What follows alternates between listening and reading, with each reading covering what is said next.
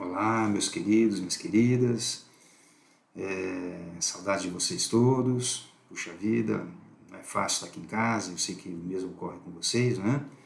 Todo mundo aí com saudades da sua rotina de vida, que se Deus quiser vai voltar o quanto antes ao normal para todos nós. O importante é que todos tenham muita saúde e consigam aí cada qual preservar aí a saúde que tem e a própria vida, é claro, né? De si mesmos e de seus familiares, amigos e demais pessoas com quem a gente compartilha o dia a dia. Bom, na tentativa da gente superar essa dificuldade do momento, eu vou passar para vocês alguns vídeos, cada vídeo com uma sequência de matérias específica, já vou lhe explicar como vai funcionar isso. E vocês vão então poder, né, cada qual aí na sua casa, tentar entender a matéria que eu vou lhes explicar com a maior tranquilidade possível. Dúvidas nós vamos poder tirar depois em sistema de conferência, através do sistema AVA, Canvas, como hoje é chamado, né? Vamos marcar dia e hora para esse encontro virtual, ok? Pois bem, essas aulas que eu vou passar através desses vídeos, elas serão melhor acompanhadas por vocês, preferencialmente com o Código Civil ao lado, ok? Peço a vocês então que separem nesse momento o Código Civil, para que a gente possa então entender melhor aquilo que eu vou lhes explicar. Eu vou pontuando então os artigos e os temas dentro do Código Civil, tá?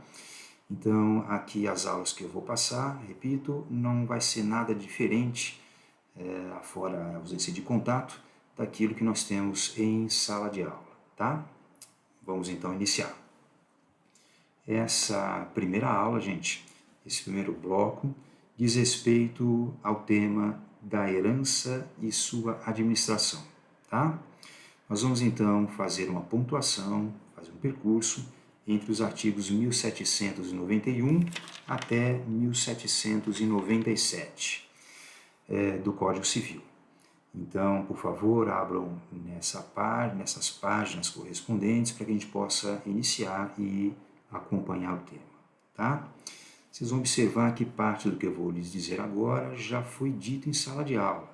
Nós terminamos a última aula exatamente nesse ponto, mas como o tempo passou e vocês podem ter perdido um pouquinho o fio da meada, eu vou voltar um pouco atrás e vou retomar exatamente a matéria daqui, desse momento, e vou então repetir algumas coisas.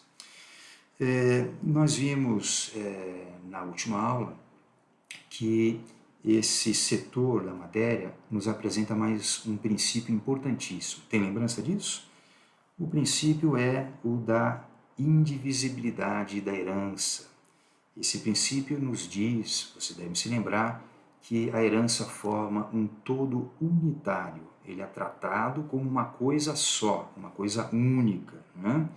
Essa situação de indivisibilidade, esse núcleo unitário que se forma em torno daquilo que nós chamamos de espólio, né? Vocês devem lembrar que o espólio é aquele conjunto de direitos e de obrigações que foi transmitido do falecido para os seus herdeiros, né? E que, por conta do outro princípio que nós vimos, que é o princípio da Saizine, né? Ou seja, a herança se transmite no exato momento em que há o falecimento da pessoa, automaticamente então os herdeiros já assumem a posse e a propriedade dos bens e direitos que foram deixados pelo falecido. Mas aí então se forma, conforme eu expliquei, um bloco único chamado espólio, que enquanto não é feita a partilha, nós tratamos como uma coisa só, um núcleo unitário, uma coisa única como sendo indivisível.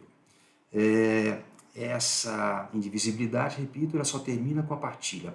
A partir do momento em que se opera a partilha, é que cada um dos herdeiros sabe exatamente o que lhe coube, qual a parcela de direitos e obrigações que coube a ele, e também quais os bens, eventualmente, que ficarão em suas mãos dali para frente. Mas até a partilha, então, tudo é tratado como uma coisa só. Bom, como então cuidar desse todo unitário? Diz a lei que isso é tudo tratado como se fosse um condomínio. As normas que se aplicam a esse conjunto patrimonial chamado espólio, que é transmitido aos herdeiros, até a partilha é cuidado como se fosse um condomínio, ou seja, cada um dos herdeiros é um condômino, ele tem uma parcela de direitos e interesses sobre aquele todo, ok? Nós vimos também mais um detalhe importante, que esse conjunto de direitos, ou seja, o direito à sucessão aberta, esse espólio, esse direito que se forma de cada herdeiro, que tem cada herdeiro sobre esse espólio, ele é tratado como um bem imóvel, ok? Isso está no artigo 80, inciso 2 do Código Civil. Quer dizer, então, isso que se houver alguma transmissão de direitos pessoais desse, ou relativamente a esse espólio, será imprescindível, será necessário, em primeiro lugar, que se realize esse negócio jurídico através de uma escritura pública. Se é bem imóvel, a transmissão se dará através de escritura pública. E, além disso, se o herdeiro for casado, obrigatoriamente o cônjuge dele deverá dar o seu assentimento, o seu consentimento, ou seja, será necessário a outorga uxória, autorização da mulher, ou a outorga marital, ou seja, a concessão, a autorização do marido, do homem, tá?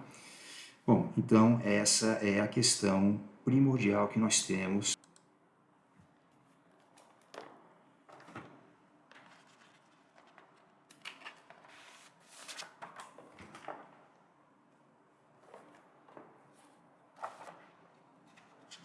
Na sequência, nós temos o artigo 1792, que nos apresenta uma outra ideia importante.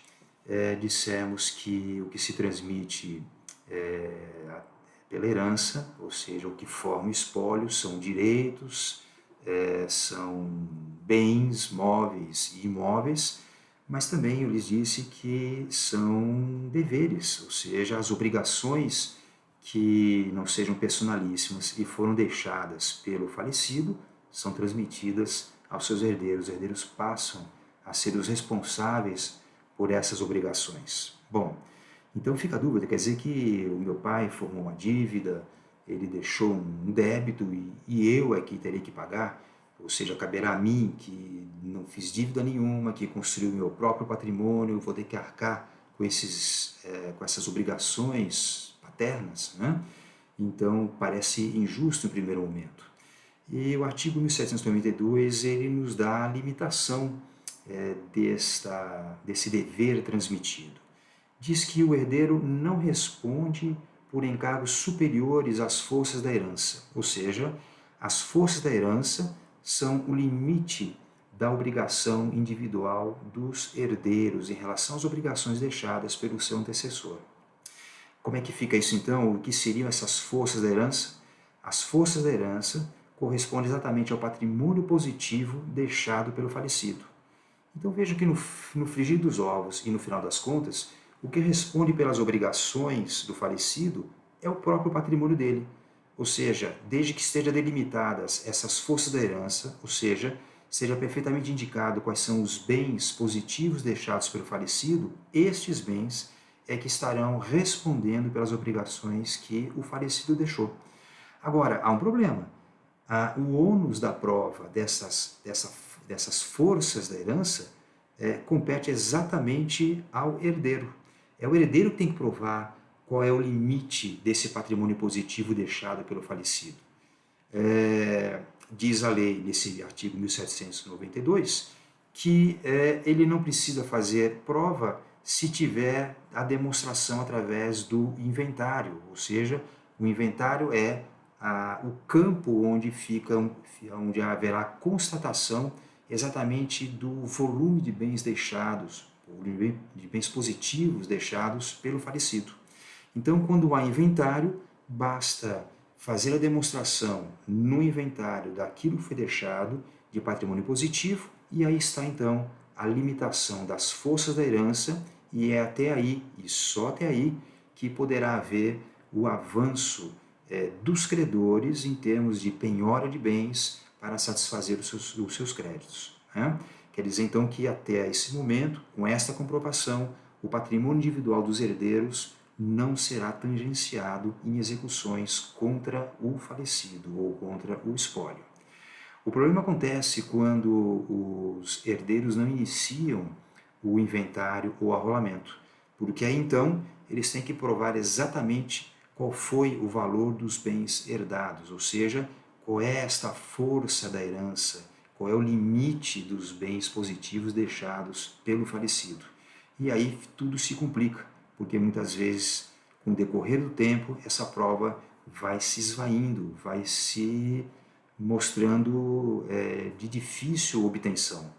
Portanto, fazer o inventário é algo importantíssimo e fazer o quanto antes, até para evitar a questão do acrescimento do imposto de transmissão causa-mortes. Né?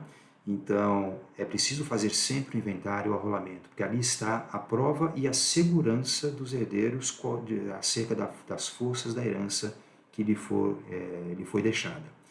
E em razão disso, eu lhes digo que é importante até mesmo fazer o que nós chamamos de inventário negativo, que é um inventário que se faz só para se comprovar em juízo qual foi o limite das forças da herança, ou seja, igual a zero. Um patrimônio que, no seu aspecto positivo, nada foi deixado. Então, apenas dívidas foram transmitidas. E, nesse caso, então, os herdeiros se resguardam nos processos de execução, ou de cobrança, ou de outra ordem qualquer, quanto ao seu patrimônio individual. Porque se o herdeiro deixou zero de herança positiva, então as forças da herança serão igual a zero. E o patrimônio individual de cada herdeiro estará protegido. Se não for isso, e se o herdeiro não fizer esta prova das forças da herança, o seu patrimônio individual poderá ser também levado à penhora em execuções contra o espólio.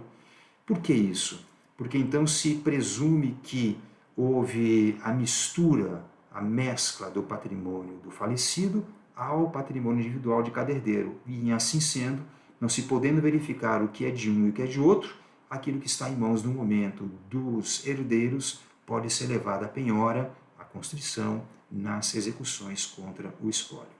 Ok? Na sequência, nós temos, saltado um pouquinho aqui para frente, o artigo 1797. Esse artigo ele fala da realidade de quem administra a herança. Então, a partir do momento em que nós temos a abertura do inventário ou do arrolamento, logo no início desses processos, o juiz nomeia uma pessoa responsável pela condução do processo, pelos interesses do espólio e pela administração dos bens que foram deixados. Bom, no inventário, essa pessoa responsável passa a se chamar de inventariante. O inventariante, o correspondente ao inventariante no arrolamento é denominado arrolante. Ambos, arrolante ou inventariante, têm a mesma função. Eles têm principalmente a função de representação do espólio em juízo, ativa e passivamente, e, além disso, eles assumem a condição de administrador dos bens do espólio. A eles compete, então, zelar pelos interesses do espólio até que haja lá na frente a partilha dos bens e a entrega da parcela que cabe a cada um dos herdeiros. Bom, a inventariança, ou seja, a condição de inventariante, é um munus público, ou seja, um encargo público. É o encargo porque ele é exercido sob o controle e a fiscalização judicial. É uma função auxiliar da justiça. O inventariante ele concentra diversos poderes e deveres. Dentre eles, ele tem o dever de guarda, de administração e de assistência dos bens do espólio. É interessante porque o inventariante ele tem inclusive fé pública e por isso a sua palavra ela vale até prova em contrário. Não é? Pois bem, a nomeação do inventariante, nós vamos ver um pouquinho mais para frente, isso é um assunto que nós vamos esmiuçar lá na matéria específica sobre inventário, mas ao final desse semestre. mas a nomeação e o tratamento do inventariante está nos artigos 617 e seguintes do Código de Processo Civil.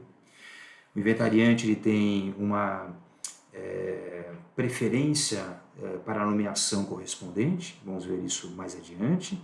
Ele tem que atuar da melhor maneira possível, senão ele pode ser afastado desse encargo e responder pelas consequências da má administração, eventualmente, desse espólio. Mas o problema que fica é o problema do interregno, do meio tempo entre o falecimento do autor da herança e o instante em que há a nomeação do inventariante no inventário ou do arrolante no arrolamento, há um vácuo, não é? Então fica a dúvida, quem vai zelar, quem vai administrar a herança, não é? Quem nos dá esse norte é esse artigo 1797.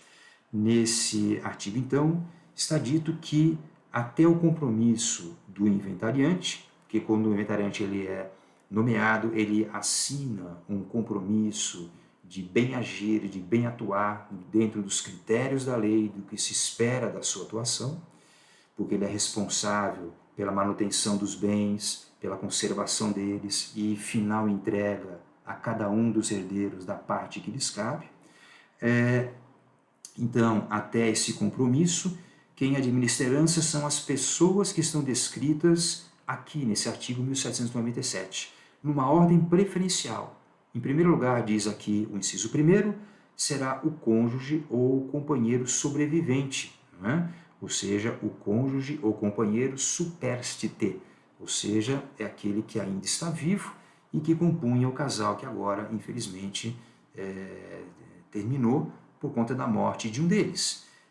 Então, este dará seguimento à administração da herança até que haja a nomeação e o compromisso de um inventariante no processo de inventário. Se não houver nem cônjuge e nem tampouco companheiro sobrevivente, nesse caso, então, numa ordem sequencial, nós vamos ao inciso 2 desse artigo, que nos diz que o herdeiro que estiver na posse e administração dos bens, ou seja, aquele que estiver de fato e concretamente naquele momento administrando e cuidando dos bens, que passa a assumir essa condição de administrador e provisório e responsável pelo espólio, não é?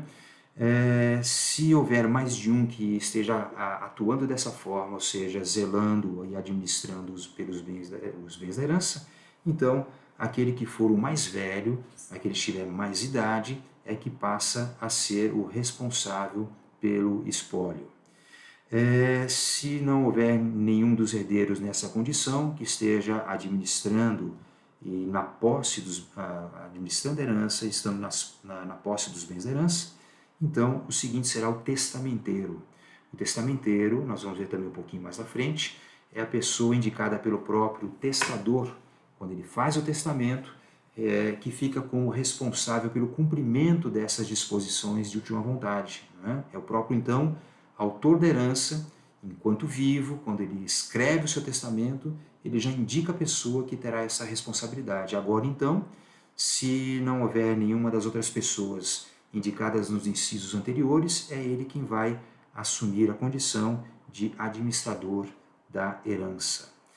Finalmente, se não tiver também o testamenteiro, será uma pessoa de confiança do juiz, ou seja, teremos aqui um administrador provisório dativo, é o juiz que no processo faz a indicação da pessoa que será responsável então pelos bens da herança, terá essa condição de administrador provisório e inclusive se precisar citar o espólio, a citação será através desta pessoa, ou seja, do administrador provisório da herança.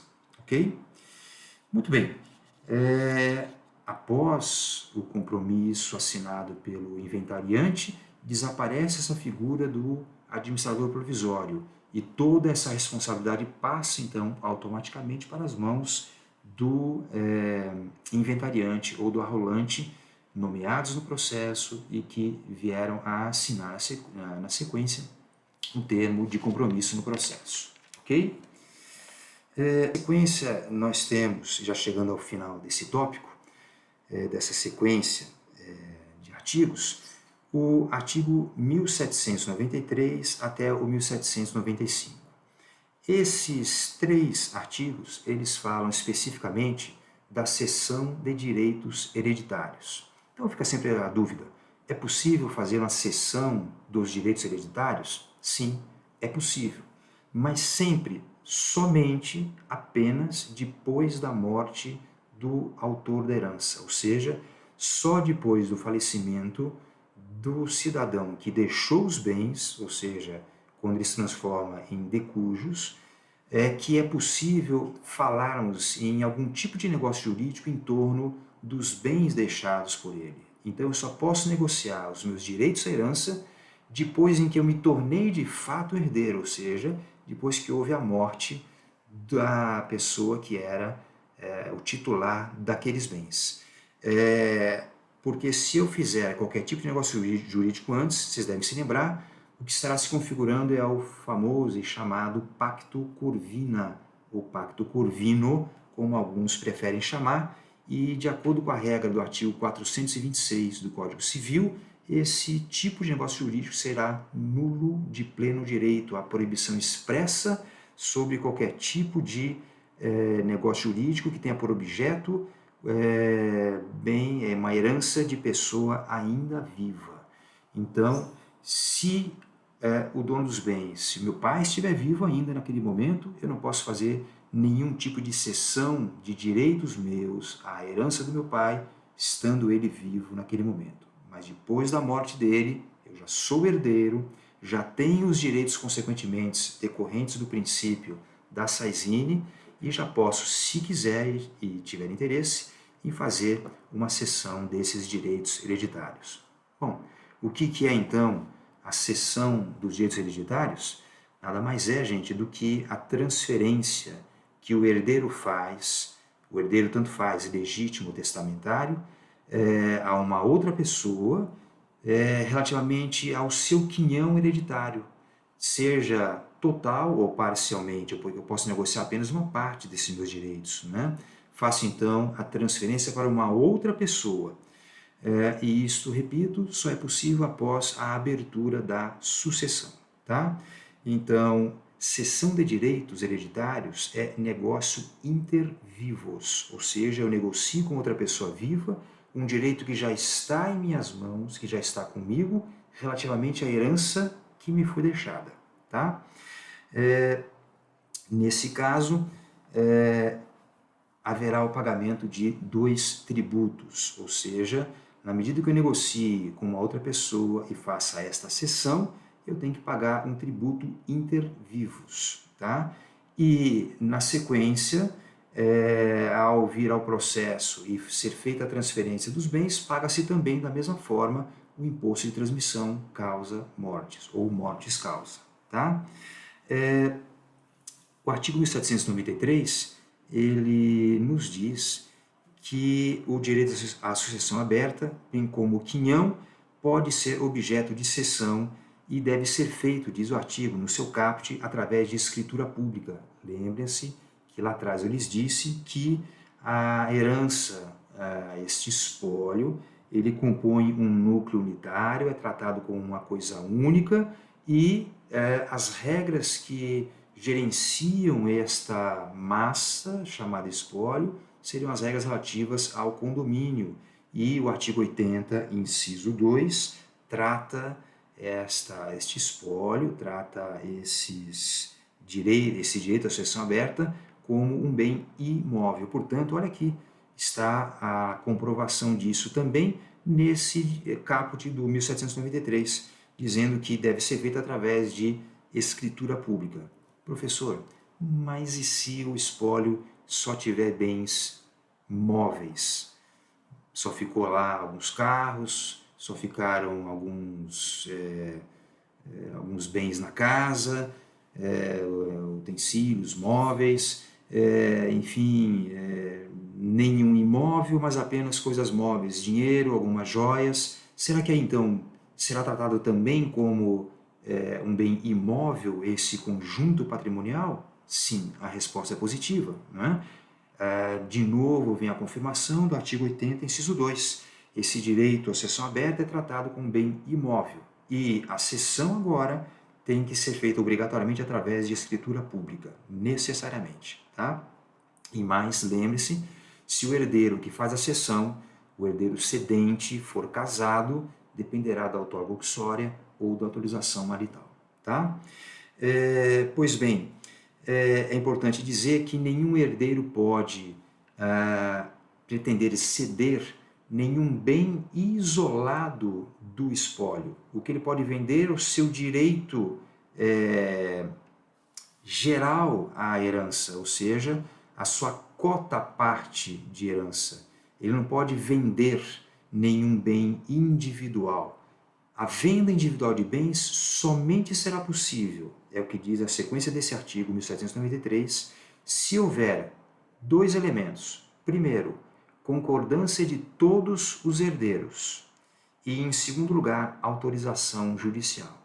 Quando o juiz analisa a questão do pedido feito no processo de inventário ou de arrolamento, da venda individual de algum bem, porque às vezes isso é necessário até mesmo para poder pagar tributos relativos ao processo, então, nesse caso, o juiz autoriza a venda e manda expedir um alvará.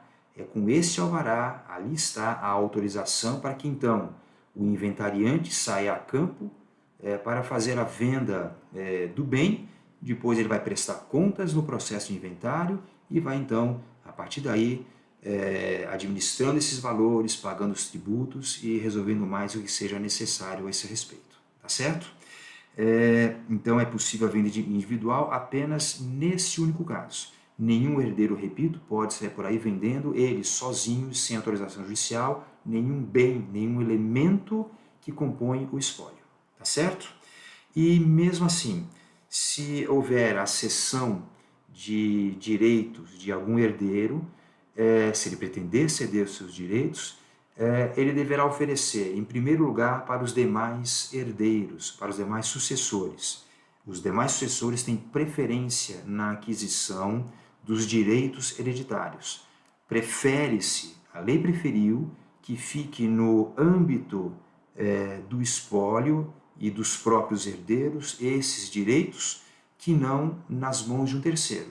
Então, se outro herdeiro oferecer o mesmo tanto para aquisição, do mesmo valor que se oferece para um de fora, para um terceiro, a preferência é que fique então com ele. Bom, mas às vezes ele não ficou sabendo, e aí então diz o último artigo aqui do setor, o 1795, que nesse caso haverá um prazo decadencial de 180 dias, a partir do momento que ele teve conhecimento desta venda, tá? Para haver para si esta cota de direitos hereditários que foi vendida para um terceiro. Ele vai oferecer o mesmo valor e passa a ter então ao direito de ficar com ele essa cota que foi vendida para fora, tá certo?